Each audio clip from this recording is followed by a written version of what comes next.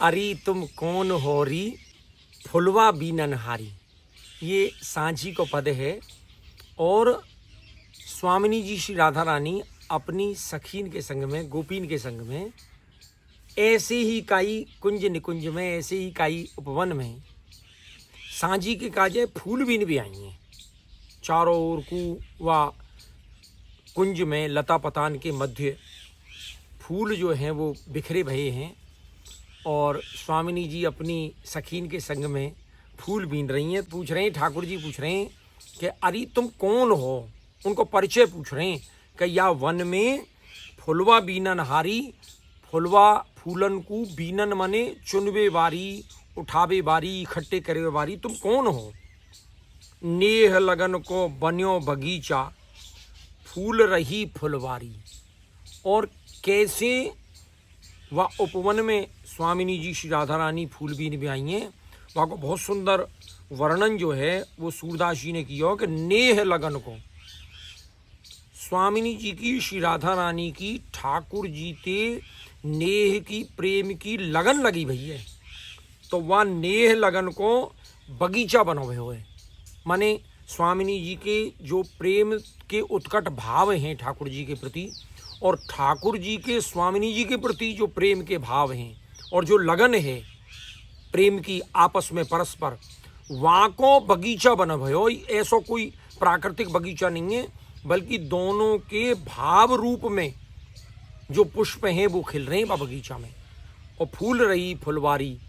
और चूंकि दोनों आनंदित हैं और फुलवारी जब फूले वो आनंद को प्रतीक रहे, जब कली रहे और कली को जब सूर्य को प्रकाश मिले तो कली बड़ी आनंदित हो जाए और वो फूल के फूल बन जाए। तो वही तरीका थे राधा रानी को जब श्री कृष्ण दिखे हैं और श्री कृष्ण को जब राधा रानी दिखी हैं तो दोनों ही इतने प्रसन्न चित्र, इतने मुदित और इतने आनंदित हुए कि फूल रही फुलवारी।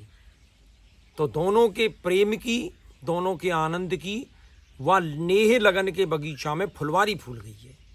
मदन मोहन पिए यों बूझत हैं। मदन मोहन, मदन को भी मोहित करवे बारे जो ठाकुर जी हैं, मदन कहें कामदेव थे, कामदेव को भी मोहित करवे बारे जो ठाकुर जी हैं, वो मदन मोहन पिए यों बूझत हैं, यों पूछ रहे हैं कि तू को है सुकुमारी। स्वामिनी जी ते पूछ रहे हैं कि सुकुमारी जाको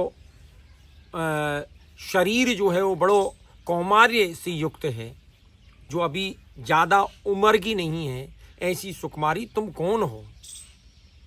अब स्वामिनी जी नहीं बोली हैं, ललिता बोली लाल सो। स्वामिनी जी क्यों बोलेंगी? स्वामिनी जी तो ठाकुर जी के आनंद में और प्रेम में इतनी मुदित हैं कि वो तो उनको निहार के सब कुछ सुध बुध भूल ही गई हैं। तो ललिता बोली, ललिता जो स्वामिनी जी की सहचरी है वो बोली है लाल सो यह वृषभान दुलारी। परिचय दियो है कि ये वृषभान की दुलारी हैं श्री राधा रानी। या वन में हम सदा बसत हैं, हम ही करत रखवारी। अब जब ठाकुर जी को परिचय दियो है ललिता ने, तो ठाकुर जी कह रहे हैं कि या वन में हम सदा बसते हैं, या वन में हम सदैव यहीं बसे हैं और हम ही करत रखवारी, और हम ही या वन की रखवारी करें। तो तुम बिना पूछे ताछे या वन में फूल बीन वे कैसे आ गई? बिन बूझे तुम फुलवा बीनत, जोवन मद मत मारी। और तुम हम या वन की सदा रखवारी करें, यही वन में रहें, और तुम हमसे बिना पूछे और फुलवा बीन पे आ गई। बिन पूछे तुम फुलवा बीनत, जोवन मद मत मारी। ऐसो लगे जैसे यौवन के मद में तुम मदमस्त हो गई हो कि तुम पूछ ही ना रही गई थे। जोवन मद मत मारी, ललित वचन सुन लाल के, सब रीझ रही ब्रजनारी।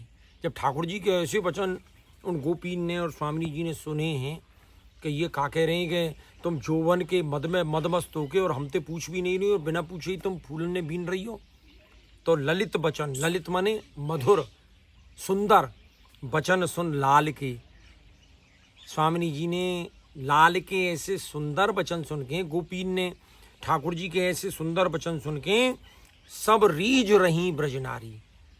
ठाकुर जी के इन वचनन पे सबरी ब्रज की नारी जो हैं वो रीझ रीझ जा रही हैं, बड़ी भारी आनंदित हो रही हैं, बड़ी भारी बलिहारी जा रही हैं। और सूरदास प्रभु रसबस कीनी बिरह वेदना टारी।